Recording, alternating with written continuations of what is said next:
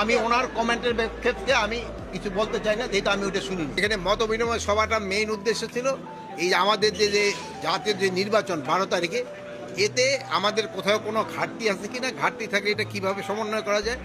কিন্তু এখানে আসার পর আমি দেখলাম যে তাদের প্রিপারেশন খুবই ভালো। আমাদের যে এক্সপেকটেশন ছিল সে এক্সপেকটেশনের তুলনা অনেক অনেক ভালো। আর এবার আপনারা জানেন আমাদের সব ধরনের প্রস্তুতি নেওয়া হয়েছে, আমাদের এখানে সব ধরনের প্রস্তুতি নেওয়া আছে। আপনারা জানেন এবার আমরা প্রতিটা ভোটিং সেন্টারে সুরক্ষা অ্যাপ রাখা হচ্ছে। আপনাদের কি বলে সিসি ক্যামেরা থাকতেছে, ড্রোন থাকবে সব কেন্দ্রে না, তারপরে আমার বডি অন ক্যামেরা থাকবে, তারপরে আপনার এই আমার ইভেন ডগ স্কোয়াডও থাকবে।